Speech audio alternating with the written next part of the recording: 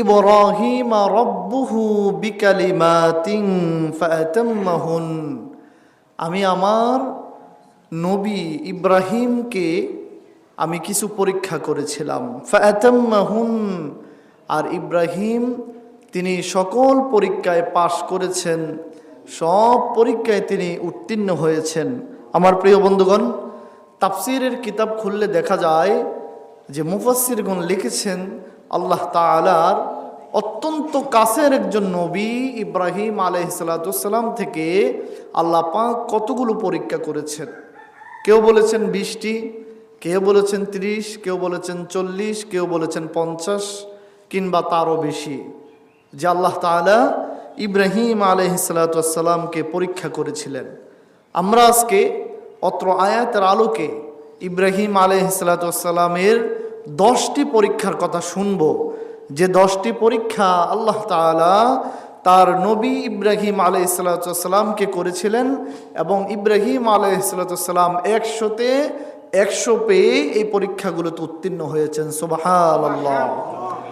1 নম্বর পরীক্ষা ইব্রাহিম আলাইহিসসালাম যেটি দিয়েছিলেন তা ছিল এই যে মুক্তি পূজারী বাবা এবং নিজের জাতির বিরুদ্ধে ইব্রাহিম আলাইহিসসালাম তিনি এমন বংশে এমন ঘরে তিনার জন্ম হয়েছিল যে তিনার নিজ বাবা মূর্তি বানায়, মাটি দিয়ে খড়কুটা দিয়ে বিভিন্নভাবে সাজিয়ে মূর্তি বানিয়ে সেই মূর্তিকে নিজে পূজা করে, নিজে সামনে রেখে উপাসনালয়ে ইবাদত করে এবং সে তার ছেলেকেও এদিকে উদ্বুদ্ধ করতে চেয়েছিলেন। কিন্তু ইব্রাহিম তিনি দিনের আলো পেয়ে, তিনি হেদায়েতের অমিনীয় সুদা পেয়ে তিনি প্রথমে তিনার বাবার বিরুদ্ধে যুদ্ধ করেছিলেন এবং তিনার বাবা তাকে বলেছিলেন যে তুমি যদি আমার এই মূর্তির বিরুদ্ধে কথা বলো, আমি তোমাকে পাথর দিয়ে আঘাত করে হত্যা করব এবং ইব্রাহিম তোমাকে আমি বলে দিচ্ছি তুমি আমাকে ছেড়ে চলে যাও, তোমার মতো সন্তানের আমার দরকার নাই। ইব্রাহিম আলাইহিসসালাম নিজের বাবাকে দাওয়াত দিতে গিয়ে তিনি হতাশ হন নাই, তিনি এখানেও তিনি একেবারে ঈমানের পরিচয় দিয়ে তিনি উত্তীর্ণ হয়ে তিনার বাবার বিরুদ্ধে তিনি যুদ্ধ করেছেন। 1 নম্বরে ইব্রাহিম আলাইহিসসালামের পরীক্ষা ছিল তার নিজ বাবার বিরুদ্ধে, তিনি উত্তীর্ণ হয়েছেন। 2 নম্বরে ইব্রাহিম আলাইহিসসালামকে আল্লাহ পাক যে পরীক্ষাটা করেছিলেন তা ছিল এই যে তারকার পূজা যারা করে, চন্দ্রের, গ্রহের, তারপরে চাঁদের, সূর্যের, আকাশ মানে যে বিভিন্ন তারকারাজি রয়েছে, এই তারকারাজির পূজা যারা করত ইব্রাহিম আলাইহিসসালাম তাদের বিরুদ্ধে যুদ্ধ করেছেন। দ্বিতীয় যুদ্ধ তিনি জয়ী হয়েছেন। সুবহানাল্লাহ। তারপরে তিনি যখন নমরুদের বিরুদ্ধে যুদ্ধ করতে গেলেন, নমরুদ তাকে আগুনে ফেলে দিলেন এবং নমরুদ দেখতে চাইলেন যে ইব্রাহিমকে আমি জীবনের হুমকি দিয়ে, হত্যার হুমকি দিয়ে ইব্রাহিমকে আমি ঈমান থেকে দূরে সরাতে পারি কিনা। কিন্তু আল্লাহ পাকের পয়গম্বর ইব্রাহিম আলাইহিসসালাম ৩য় পরীক্ষায় তিনি আগুনের কাছে গিয়েও তিনি আগুনে পড়েও তিনি উত্তীর্ণ হয়েছেন। সুবহানাল্লাহ। আল্লাহ পাক বলেন কুল্লা ইয়া নারু কুনি বারদান ওয়া সালামান আলা ইব্রাহিম। আমি আমার আগুনকে বলেছিলাম যে হে আগুন, তুমি আমার ইব্রাহিমের জন্য সালামান শান্তিদায়ক, আরামদায়ক হয়ে যাও। এ আগুন ইব্রাহিম আলাইহিসসালামকে একেবারে জ্বালালেন না, কিংবা একটি পশম পর্যন্ত স্পর্শ আগুন করে নাই। আগুনকে আল্লাহ পাক ইব্রাহিমের জন্য সালামান শান্তিদায়ক, আরামদায়ক, নাতিশীষ্ণ বানিয়ে দিয়েছেন। সুবহানাল্লাহ। 4 নম্বর পরীক্ষা ছিল কি?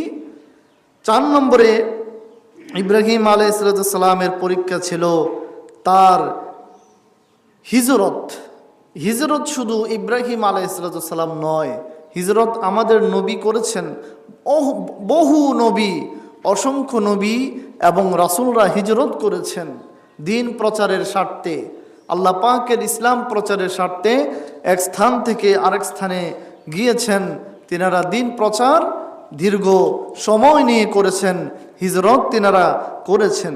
দেখুন ইব্রাহিম আলাইহিস সালাম যেই যুগে আগুনের বিরুদ্ধে, তারকারাজির বিরুদ্ধে, নিজ পিতার বিরুদ্ধে তিনি যখন যুদ্ধ পরিচালনা করেন এবং আল্লাহ পাকের ওহী পেয়ে তিনি যখন মানুষদেরকে ইমানের পথে, ইসলামের পথে দাওয়াত দেন, তখন তিনার কথা শুনে ইব্রাহিম আলাইহিস সালাম এত বড় নবী, তার কথা শুনে মাত্র 2 জন মানুষ তার উপর ঈমান এনেছে। কয়জন মানুষ ঈমান এনেছিল?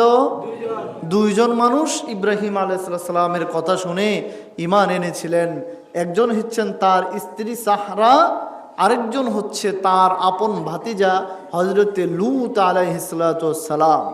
ইব্রাহিম আলাইহিস সালাম যখন দেখলেন দিনের পরে দিন, মাসের পরে মাস, বছরের পরে বছর তিনি আল্লাহ পাকের তাওহীদের দাওয়াত দিয়ে মানুষগুলোকে হেদায়েতের পথে আনতে পারেন নাই, তিনার মন খারাপ হয়ে গেল। আল্লাহ পাক ওহী নাজিল করলেন যে হে ইব্রাহিম, আপনি হিজরত করেন। ইব্রাহিম আলাইহিস সালাম তিনি বাগদাদ থেকে হিজরত করে কেনানে আসলেন। বাগদাদ থেকে হিজরত করে কোথায় এসেছেন? কেনানে এসেছেন। কেনান শহরে এসে তিনি দেখলেন যে কেনানে বহু দুর্ভিক্ষ চলছে, ভয়ঙ্কর দুর্ভিক্ষ। কোনো মানুষের ঘরে খাবার নাই, দাবার নাই। কেনানের মানুষেরাই এত অসহায় যে কারো ভিতরে কোনো খামারের সংকট দেখা দিয়েছে, খাবার নাই। বরং কেনানে এসেছেন তিনি আশ্রয় গ্রহণ করার জন্য। কেনানের মানুষের কাছে তিনি দ্বীন ইসলাম প্রচার করবেন। এসে দেখেন যে কেনানে যে মানুষগুলো আছে, এই মানুষগুলোই তাদের পাশে মিশরে গিয়ে আশ্রয় নিচ্ছেন। মিশরের অর্থনৈতিক অবস্থা তখন ভালো। ইব্রাহিম আলাইহিস সালাম তিনিও চিন্তা করলেন যে তার স্ত্রী সাহারাকে নিয়ে তিনি কেনান থেকে মিশরে যাবেন। তো যখন তিনি কেনান থেকে মিশরে যাবেন, এবার হচ্ছে 5 নম্বর পরীক্ষা। কেনান থেকে মিশরে যাওয়ার পথে ইব্রাহিম আলাইহিস সালামকে মিশরের তৎকালীন প্রেসিডেন্ট ফেরাউনের সৈন্যরা হযরতে ইব্রাহিম এবং তার স্ত্রী সাহারাকে অপহরণ করলো, গ্রেফতার করেছে। জোরে বলেন নাউজুবিল্লাহ। সাহারা রাদিয়াল্লাহু তাআলা আনহা, তিনার বয়স তখন প্রায় 70 বছর। তিনি দেখতে খুবই স্মার্ট, সুন্দর একজন রূপসী, অনন্য সুদৃশ্যশীল একজন নারী। তিনাকে এবং ইব্রাহিমকে ফেরাউনের সৈন্যরা গ্রেফতার করেছিলেন। ফেরাউন তখন তিনি মাদকাসক্ত ছিল। তিনি সুন্দর সুন্দর নারীদেরকে ধরে ধরে তিনি ধর্ষণ করত, সে নারীদের ইজ্জত লুণ্ঠন করত। এমন চরিত্রের অধিকারী ছিল তৎকালীন মিশরের প্রেসিডেন্ট ফেরাউন। তো ইব্রাহিম আলাইহিস সালামকে যখন এবং তার স্ত্রী সাহরাকে যখন তারা গ্রেপ্তার করে, ইব্রাহিম আলাইহিস সালামকে তখন ফেরাউনের সৈন্যরা জিজ্ঞাসা করেছিল যে তোমার সাথে যে নারী, এই নারীর পরিচয় কি, এই নারীটা কে? ইব্রাহিম আলাইহিস সালাম তখন কৌশলে উত্তর দিয়েছিলেন যে আমার সাথে থাকা নারী হচ্ছে আমার বোন, আমার বোন। মানে নিজ স্ত্রীকে পরিচয় দিলেন বোন বলে। আপনারা নিশ্চয় আশ্চর্য হয়েছেন যে স্ত্রী তো বোন হতে পারে না। তাহলে পয়গম্বর ইব্রাহিম আলাইহিস সালাম নিজের বউকে কাফেরদের সামনে, মুশরিকদের সামনে বোন বলে কেন পরিচয় দিয়েছেন? তাহলে কি তিনি নবী হয়ে মিথ্যা কথা বলেছেন? নাউজুবিল্লাহি মিন যালিক। আল্লাহর নবীরা কখনো মিথ্যা বলতে পারে না। আল্লাহর নবীদের আগের গুনাহ, পরের গুনাহ, কোনো গুনাহ নাই। আল্লাহর নবীরা নিষ্পাপ, মাসুম। সুবহানাল্লাহ। এখন আপনারা বলেন তাহলে কি তিনি মিথ্যা কথা বলেছেন? না। দেখুন, আপনার স্ত্রী, আপনার বউ, আপনার বিবাহ করার মাধ্যমে আপনার স্ত্রী হয়েছে, কিন্তু ঈমানের দিক থেকে যদি বিবেচনা করা হয় তাহলে আপনিও মুসলমান, আল্লাহর উপরে ঈমান এনেছেন। আবার আপনার স্ত্রী, তিনিও মুসলমান, আল্লাহ পাকের উপরে ঈমান এনেছেন। ঈমানের দিক থেকে সম্পর্কটা হচ্ছে ভাই এবং কি বোন। কেননা স্পষ্ট রাসূলুল্লাহ সাল্লাল্লাহু আলাইহি ওয়াসাল্লামের হাদিস আছে, আল মুসলিমু আখুল মুসলিম, মুসলমান মুসলমানের ভাই বোন। এবং কোরআনেও এসেছে আল ইন্নাল মুসলিমুনা ইখওয়া, নিশ্চয়ই গোটা মুসলমানেরা হচ্ছে একই দেহ, একই প্রাণ। তো ইব্রাহিম আলাইহিস সালাম তখন যদি তিনি বলতেন কাফেরদের কাছে যে আমার স্ত্রী, তাহলে তারা যেটা করত, তারা ইব্রাহিম আলাইহিস সালামকে হত্যা করত এবং তার স্ত্রীকে ফেরাউনের কাছে নিয়ে যেত। তিনি সেটা জানতেন, কারণ তৎকালীন ফেরাউন এতটাই খারাপ ছিল যে সুন্দর কোনো নারীদেরকে ধরলে তাদের স্বামীকে হত্যা করে তখন ওই সুন্দর নারীকে তারা নিয়ে যেত।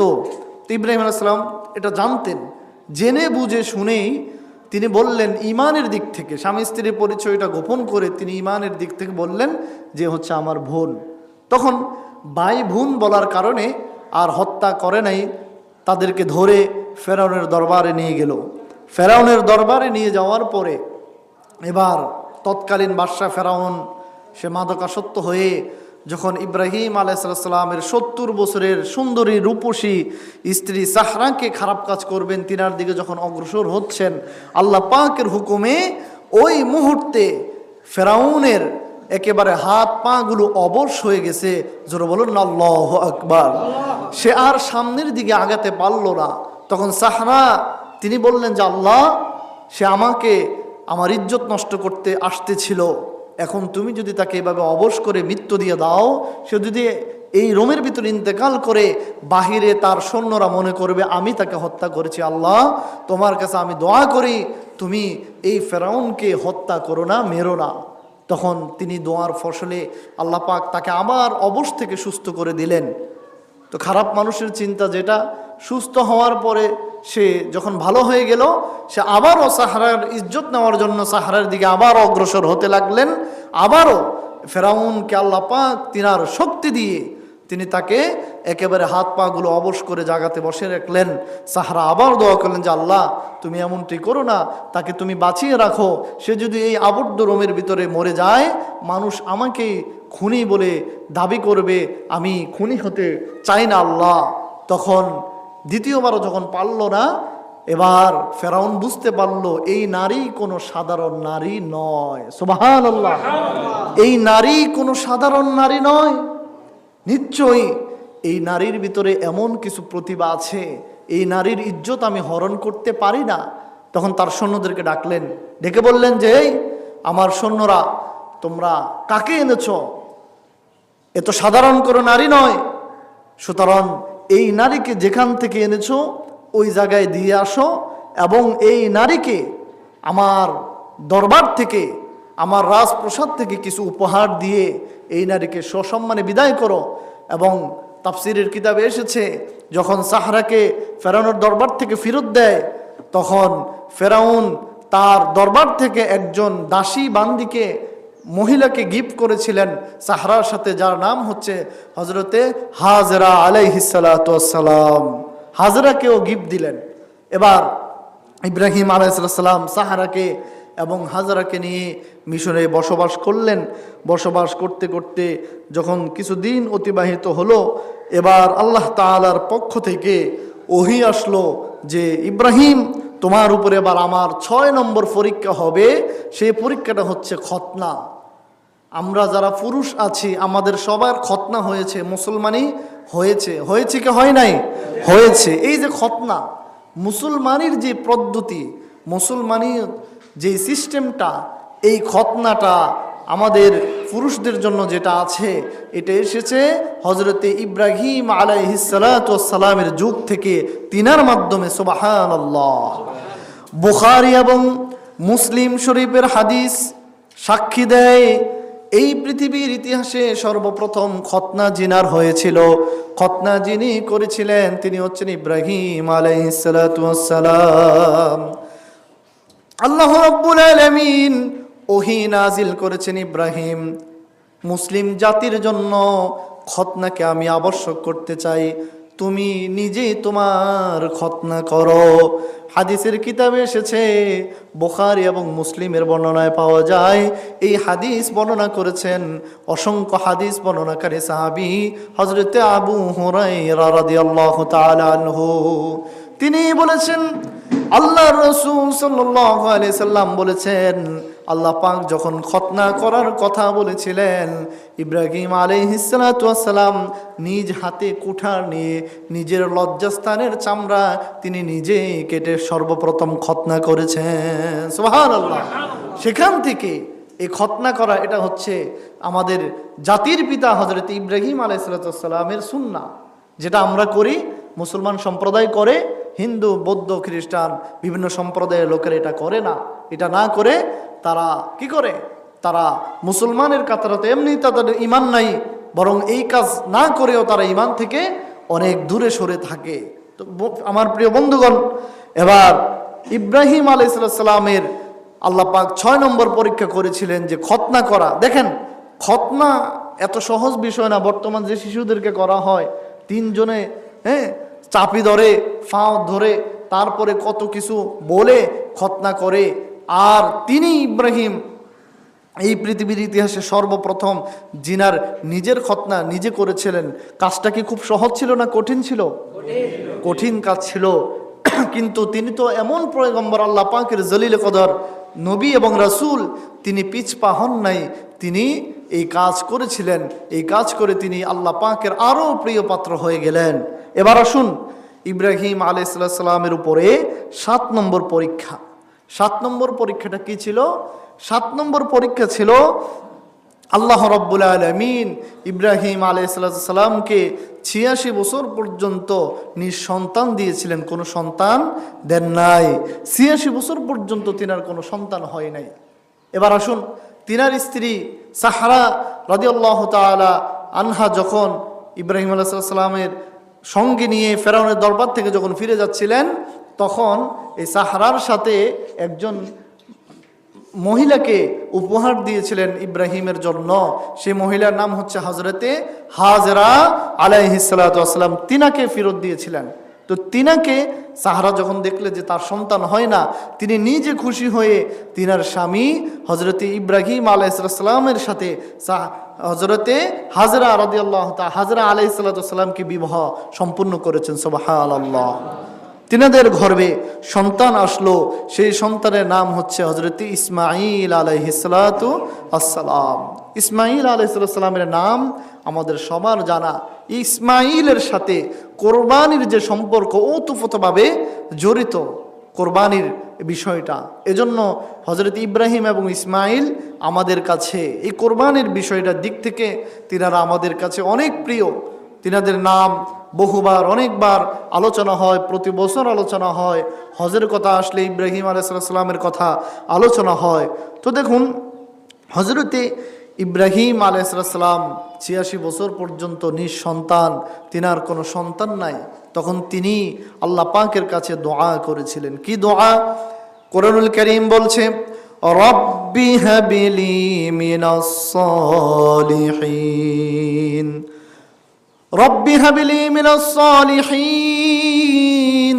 ওগো আমার রব, আমাকে আপনি সৎকর্মশীল এমন একজন সন্তান দেন। শুধু সন্তান চান নাই যে আল্লাহ আমার ছেলে নাই, ছেলে দেন, আল্লাহ আমার মেয়ে নাই, আমার মেয়ে দেন, এরকম চান নাই। তিনি চেয়েছেন কি? মিনাস সালিহিন, আল্লাহ সন্তানই শুধু আমাকে দিও না, সৎকর্মশীল, নেক কাজ করে, পুণ্যের কাজ করে, তাকওয়ার পথে থাকে এমন সন্তান তুমি আল্লাহ আমাকে দাও।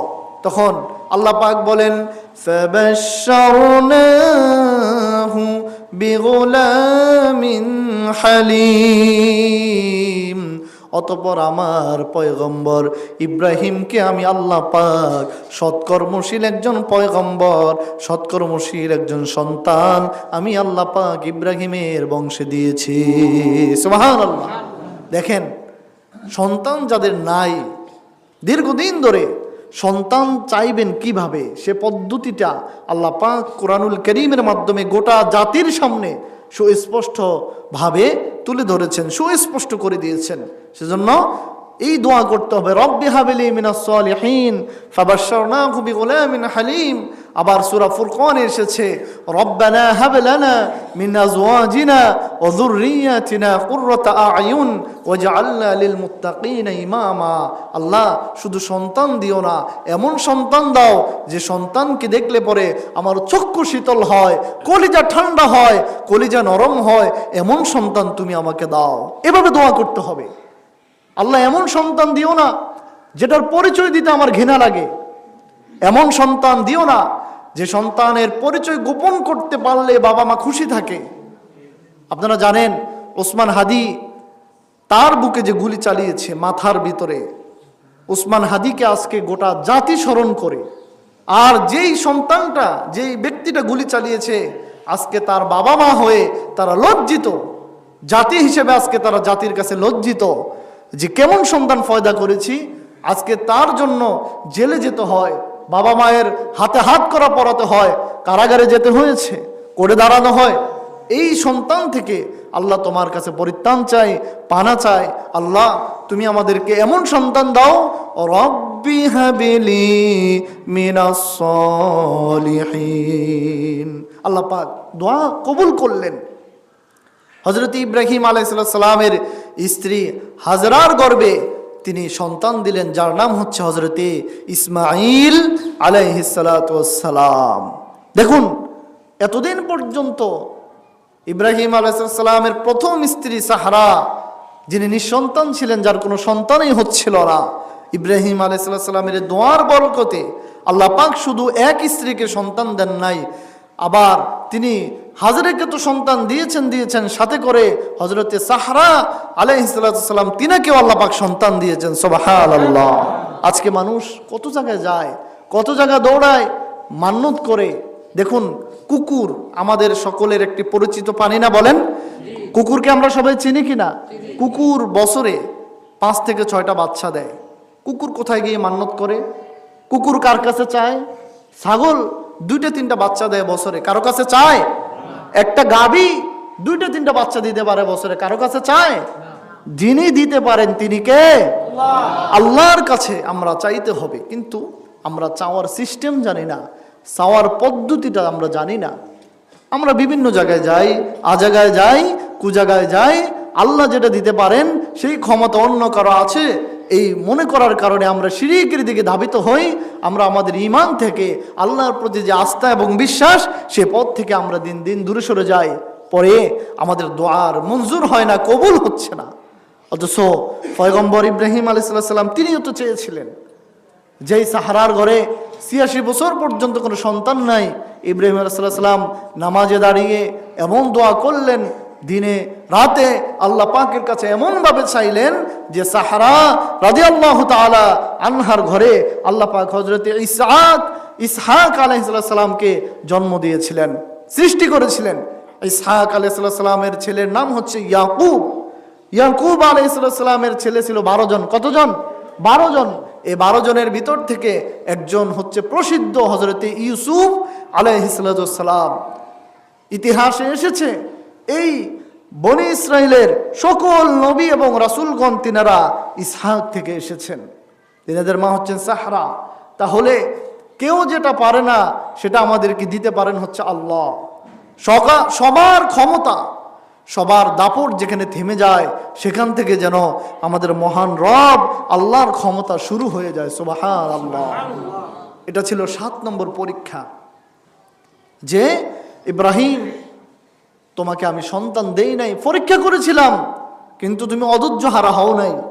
তুমি অধৈর্য হারা না হওয়ার কারণে, আমি আল্লাহর প্রতি পূর্ণ আস্থা এবং বিশ্বাস থাকার কারণে তোমাকে আমি সন্তান দিয়ে ধন্য করেছিলাম। আল্লাহ পাক তো চাইলে প্রথমেই তিনি সন্তান দিয়ে দিতে পারতেন, কিন্তু তখন প্রথমেই যদি সন্তান দিতেন তাহলে এত বড় একটা লম্বা সময় ইব্রাহিম আলাইহিস সালাম থেকে আল্লাহ পাক এই ধৈর্যের পরীক্ষা নিতে পারতেন না। এই জন্য আল্লাহ পাক সন্তান দিবেন, এটা তার আলিমে গায়বে জানা আছে, তিনি জানেন, কিন্তু তিনি দিয়েছেন। এবং সাথে করে ইব্রাহিম আলাইহিস সালামের ধৈর্য পরীক্ষায় তিনি দেখলেন, এবং দেখলেন যে হ্যাঁ, তার নবী ইব্রাহিম আলাইহিস সালাম ধৈর্যের পরীক্ষায় উত্তীর্ণ হয়েছেন। এজন্য কোনো কিছুতে হতাশ হওয়া যাবে না। হুজুর দোয়া করছি, দোয়া তো কবুল হয় না, দোয়া তো কবুল হয় না, ধর হুজুররা ঠিক না, আগে ঠিক আছিল, এখন বেঠিক হয়ে গেছে, দোয়া কবুল হয় না। হাদিসে এসেছে রাসূলুল্লাহ সাল্লাল্লাহু আলাইহি ওয়াসাল্লাম বলেছেন, প্রত্যেক মুমিনের দোয়া কবুল হয়, তবে এই দোয়া বা মুনাজাত আল্লাহ পাক 3টা সময় বান্দাকে দেন। কয়টা সময় দেন? 3টা সময়। কোনো দোয়া সাথে সাথে মঞ্জুর হয়ে যায়, কোনো দোয়া সাথে সাথে মঞ্জুর হয় না, কবুল হয় না। এই দোয়াটা আল্লাহ পাক আপনার জন্য বাজেট হিসাবে 5 বছর পরের জন্য রেখে দিয়েছেন, যে 5 বছর পরে আপনার উপরে বড় একটা বিপদ আসতে পারে। এই যে আপনি 5 বছর আগে দোয়া করেছিলেন, আপনার এই দোয়াটাকে আল্লাহ পাক আপনার জন্য বাজেট রেখে 5 বছর পরে যে বিপদটা আসতে পারে, এই দোয়ার মাধ্যমে আপনার 5 বছরের পরের বিপদটা আল্লাহ পাক কেটে দিয়েছেন। সুবহানাল্লাহ। এই হচ্ছে 2। 3 নম্বর হচ্ছে রাসূল সাল্লাল্লাহু আলাইহি ওয়াসাল্লাম বলেছেন যে কোন বান্দার দোয়া আল্লাহ পাক পরকালের জন্য রেখে দিয়েছেন। তাহলে প্রত্যেক মুমিনের দোয়া মঞ্জুর হয় কি হয় না? মঞ্জুর হয়ে যায়। হতাশ হওয়া যাবে না, নিরাশ হওয়া যাবে না। কোরআন বলেছেন আল্লাহ পাক, লা তাকুনতু মির রাহমাতিল্লাহ, আমার রহমত থেকে, আমার দয়া থেকে নিরাশ হইও না, দূরে সরে যেও না, হতাশ হইও না। আমি আল্লাহ রব হিসেবে, স্রষ্টা হিসেবে সব সময় তোমাদের জন্য আছি। ইব্রাহিম আলাইহিস সালামের 60টা পরীক্ষা শেষ হয়ে গেল। 8ম নম্বর যে পরীক্ষা, সেই পরীক্ষাটা ছিল এই, আল্লাহ পাক হযরতে ইব্রাহিম আলাইহিস সালামের ঘরে, হাজেরার ঘরে যখন ইসমাইলের জন্ম হলো, একেবারে ছোট্ট শিশু ইব্রাহিমের উপরে এবার 8 নম্বর পরীক্ষা আসলো। আল্লাহ পাক বললেন যে ইব্রাহিম, তোমার স্ত্রী হাজেরাকে আর তোমার নবজাতক শিশু ইসমাইলকে মক্কার প্রান্তরে কাবার পাশে ধুধু মরুগুলি বালির এখানে তুমি রেখে আসো। আল্লাহ পাককে ইব্রাহিম আলাইহিস সালাম কোনো প্রশ্ন করেন যে আল্লাহ, আমার বউ একলা, শিশুটা একেবারে ছোট, আমি তাদেরকে সেখানে রেখে আসব, তারা সেখানে খাবার কোথায় পাবে, পানি কোথায় পাবে, তাদের রাত কিভাবে কাটবে, দিন কিভাবে কাটবে, হাট কে করবে, বাজার কে করবে, অসুস্থ হলে পরে কে দেখবে? কোন ধরনের প্রশ্ন কি করেছেন তিনি? কোনো ধরনের প্রশ্ন তিনি করেন নাই। তিনি আল্লাহ পাকের অর্ডার এসেছে, তিনি হাসি মুখে সেই প্রস্তাবকে গ্রহণ করে তিনি তিনার স্ত্রী হযরতে হাজেরা আলাইহিস সালাম এবং একেবারে ছোট্ট শিশু ইসমাইলকে কিছু খেজুর দিয়ে আর কিছু পানি দিয়ে একেবারে কাবা ঘরের পাশে রেখে আসলেন। তিনারা সেখানে জীবনযাপন করলেন, জীবনযাপন করতেছেন। তখন ইব্রাহিম আলাইহিস সালাম যখন তিনি বিদায় নেবেন, পেছন থেকে তিনার স্ত্রী হাজেরা ডাক দিয়ে বললেন, ওগো আমার স্বামী, আমি এবং আমার এই নিষ্পাপ শিশুর কি অপরাধ? আপনি কি কারণে এখানে আমাদেরকে একা রেখে যাচ্ছেন? একবার বললেন, দ্বিতীয়বার বললেন, তৃতীয়বার বললেন। ইব্রাহিম আলাইহিস সালাম তিনি এই তার স্ত্রীর মুখ থেকে কথা শোনার পরে কোনো মুখ দিয়ে জবাব না দিয়ে আঙ্গুলটাকে আকাশের দিকে ইশারা করে তিনি বোঝাতে চাইলেন যে আমার স্ত্রী, আমার সন্তান রে, তোমাদেরকে আমি রাগ করেও না, কোনো কারণেও নয়, আমার আল্লাহর হুকুমে তোমাদেরকে রেখে যাচ্ছি। সুবহানাল্লাহ। স্ত্রী তিনি বললেন, তাহলে আমার আর কোনো অভিযোগ নাই। ইব্রাহিম আলাইহিস সালাম সেই দিন দোয়া করেছিলেন, কি বলে শোনেন, রব্বানা ইন্নী আসকানতু মিন যুররিয়্যাতি বিওয়াদিন গায়রি যী যার'ইন ইনদা বাইতিকাল মুহাররাম রব্বানা লিয়ুকিমুস সালাতা ওয়াজআল আফইদাতাম মিনান নাস تهوي إليهم وارزقهم من الثمرات لعلهم يشكرون। ইব্রাহিম আলাইহিস সালাম আল্লাহর কাছে দোয়া করেছিলেন, ওগো আল্লাহ, এই জনব মানবহীন ধুধু মরুভূমি মক্কার কাছে, মক্কার প্রান্তরে আমার স্ত্রী সন্তানদেরকে আমি রেখে চলে যাচ্ছি, তারা যেন নামাজ কায়েম করে এবং তাদের জন্য, তাদের অন্তরে, মানুষের অন্তরে যেন তাদের জন্য কিছু মায়া হয়, এবং তুমি তাদেরকে খাবারের কষ্ট দিও না, তাদেরকে ফুল ফসলে তাদের জীবনকে ভরপুর করে দিও। সুবহানাল্লাহ। তখন হযরতে হাজেরা আলাইহিস সালামকে ইব্রাহিম আলাইহিস সালাম অল্প কিছু খেজুর এবং পানি দিয়ে গিয়েছেন। কয়েকদিন খাওয়ার পরে তাদের খাবার শেষ। তাদের খাবার কি হয়ে গেল? শেষ হয়ে গেল। হাজেরা আলাইহিস সালাম টেনশনে পড়ে গেলেন, আহারে, আমার এই ছোট্ট শিশুকে আমি এখন কি খাওয়াবো? চতুর্দিকে কোনো ঘর নাই, বাড়ি নাই, ধুধু মরুভূমি, হাজার হাজার মাইল জনমানবহীন শূন্য পথ। তিনি চিন্তা করলেন, আমি কি করতে পারি? তিনি দেখলেন যে একটি পাহাড় দেখা যায়, যেই পাহাড়ের নাম হচ্ছে সাফা। আরেকটি পাহাড় দেখা যায়, যে পাহাড়ের নাম হচ্ছে মারওয়া। হযরতে হাজেরা আলাইহিস সালাম পাহাড়ের দিকে দৌড় দিলেন, সাফা পাহাড়ে। সেখানে গিয়ে তিনি কিছুই পেলেন না। সেখান থেকে দৌড় দিয়ে তিনি মারওয়া পাহাড়ে আসলেন। সাফাতে আবার মারওয়াতে, মারওয়া থেকে সাফাতে, সাফা থেকে মারওয়ায়, এভাবে করে তিনি মোট 7 বার দৌড়েছিলেন। কতবার? 7 বার তিনি দৌড় দিয়েছিলেন।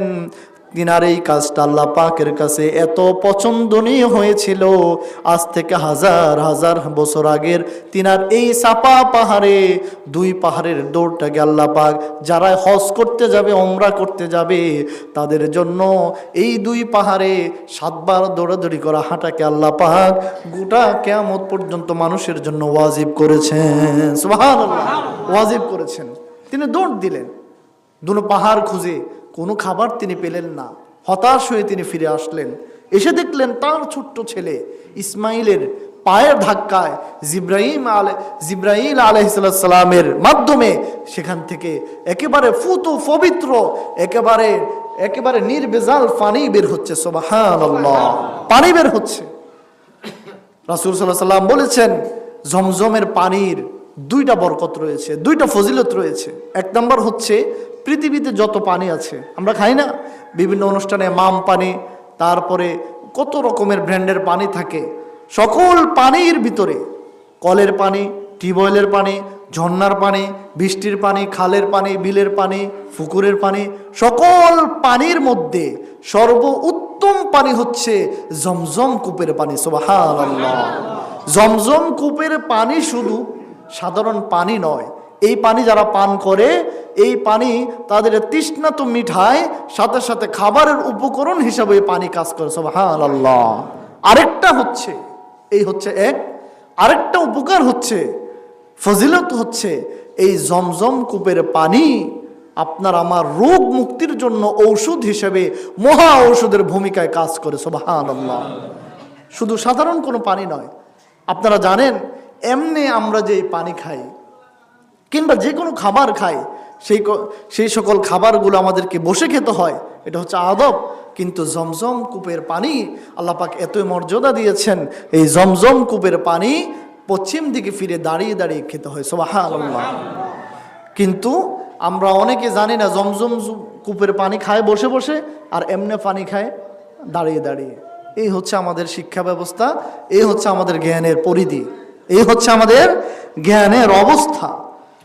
তো হযরতে ইব্রাহিম আলাইহিস সালাম তিনার স্ত্রী এবং সন্তানকে সেখানে রাখার পরে তিনি দোয়া করেছিলেন যে, আল্লাহ তুমি আমার এই সন্তানকে, স্ত্রীকে খাবারের কোনো কষ্ট দিও না। দেখেন তিনারা সেখান থেকে পানি পেল, পানি খাওয়ার মাধ্যমে এই পানি শুধু তাদের পেটের তৃষ্ণাই মিটাই নাই, তাদের খাবারের অভাব পূরণ করেছে। সেই মুহূর্তে যেখানে কোনো মানুষের বসবাস নাই, হাজার হাজার মাইল মানবশূন্যহীন জনপদ এলাকা, সেখানে কিছুদিন পরেই দেখলেন যে ইয়ামান থেকে আসা একদল ব্যবসায়ী সম্প্রদায় তিনারা এদিক দিয়ে যাচ্ছিলেন। তিনাদের পানির খুব প্রয়োজন তিনারা দেখলেন দূর থেকে যে এখানে পাখিরা ঘুরে ঘুরে উঠতেছে।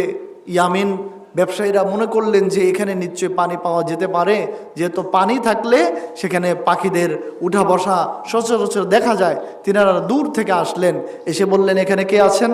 আমাদের তো কিছু খাবারের পানি লাগবে, দিতে পারবেন? তখন হাজরা আলাইহিস সালাম তিনি বললেন, খাবারের পানি এক শর্তে দিতে পারি, যদি আপনারা আমাদের এই পাশে বসবাস স্থাপন করেন, আপনারা যদি আমাদের এখানে থাকেন। তিনারা বললেন যে হ্যাঁ, আমাদের কোনো সমস্যা নাই, আমাদের কোনো অসুবিধা নাই, আমরা এখানে ঘর বাড়ি করে থাকব। এবং ইতিহাসের পাতায় এসেছে যে এই যে ইয়ামিন থেকে আসা ব্যবসায়ী সম্প্রদায়ের এখানে থাকলেন, জীবনযাপন করলেন, তাদের বংশে হযরত ইসমাঈল আলাইহিস সালাম বিবাহ করেছিলেন। সুবহানাল্লাহ।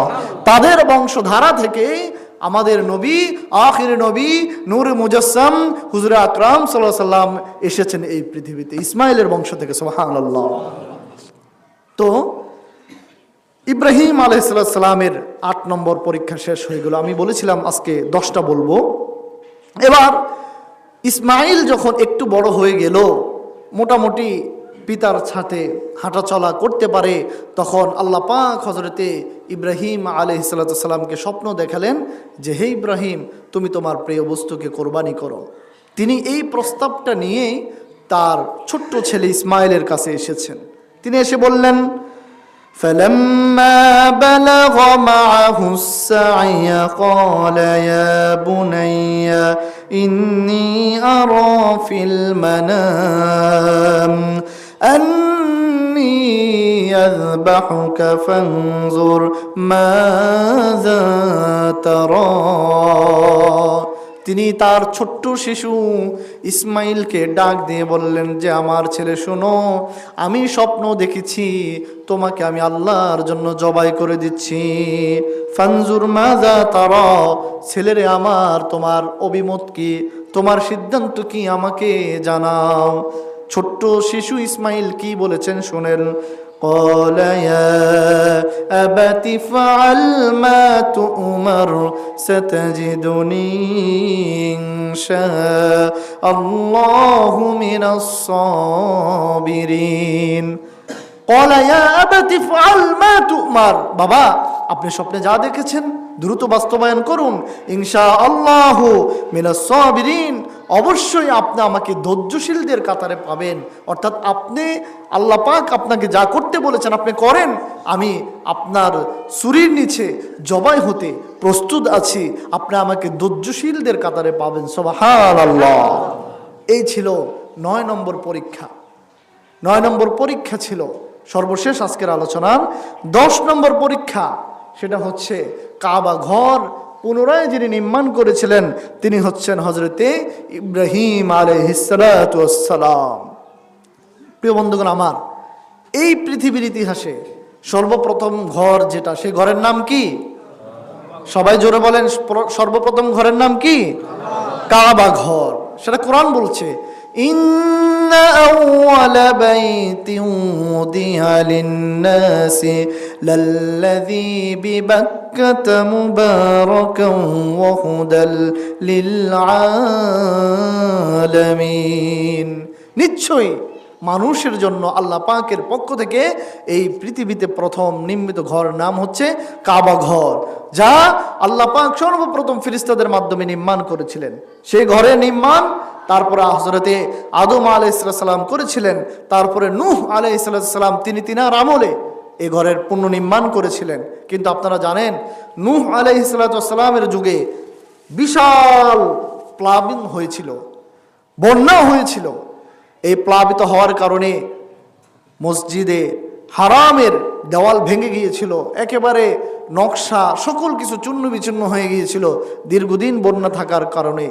আল্লাহ পাক তারপরে ওহী করলেন যে হে আমার ইব্রাহিম, আল্লাহ পাক ওহী করেছিলেন ওয়াইয বাওয়া'না লিইব্রাহিমা মাকানাল বাইতি আন লা তুশরিক বি শাইআ।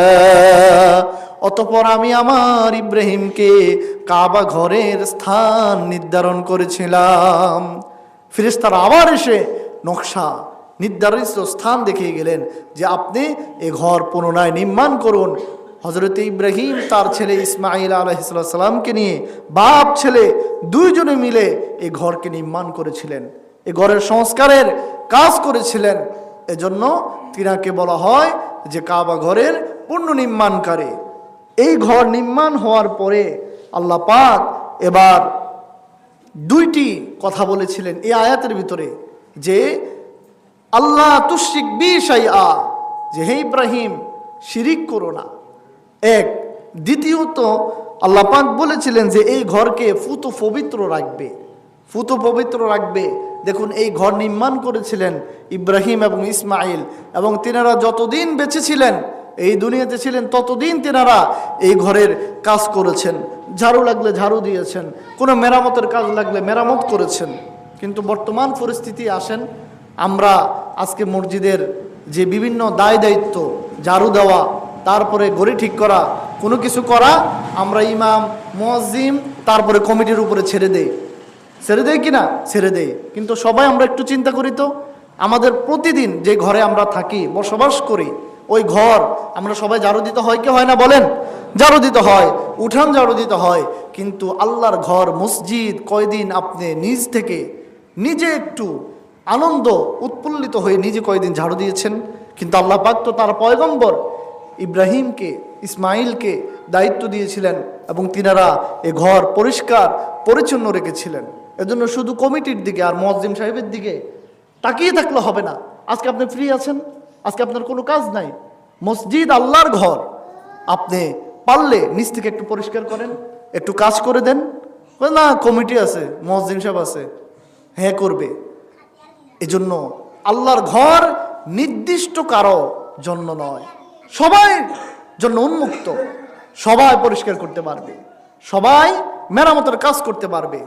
যা পয়গম্বর ইব্রাহিম আলাইহিস সালাম যদি করতে পারে, তাহলে আমরা কি লাকসাব হয়ে গেছি বলেন?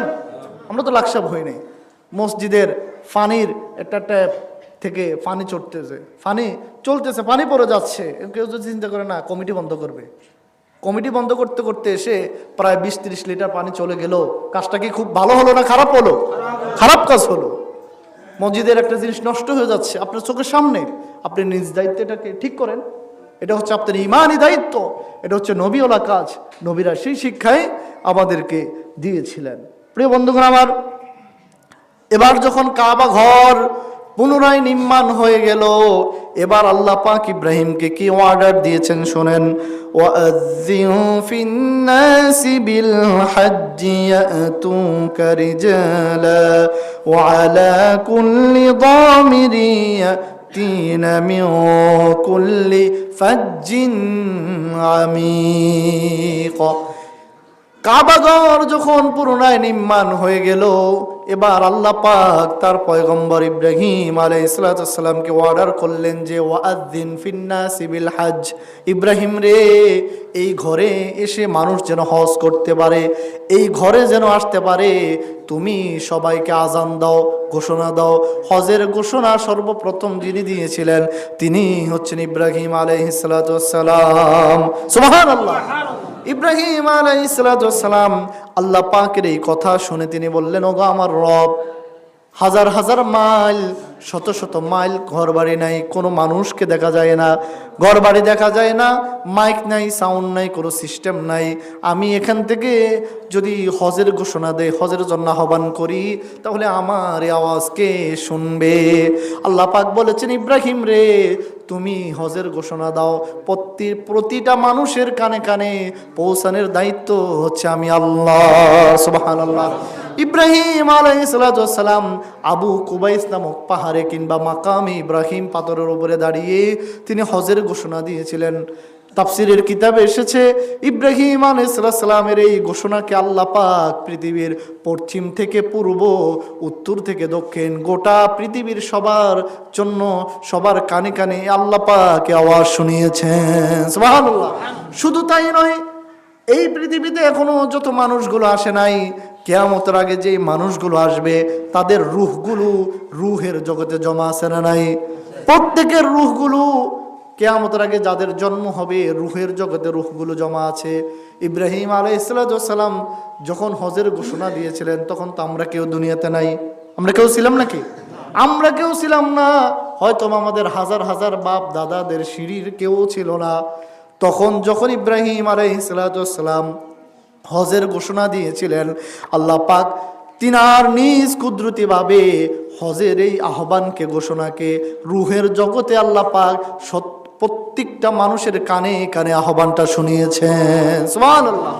এজন্য নবীজি বলেছেন, ওই দিন ইব্রাহিম আলাইহিস সালামের হজের ঘোষণা শুনে যারাই লাব্বাইক বলেছে, আহ্বানে সাড়া দিয়েছে, কিয়ামতের আগে আগে হলেও, একবার হলেও আল্লাহ পাক ওই মানুষগুলোকে তার জীবনে হজ কিংবা উমরা করাবেন। সুবহানাল্লাহ।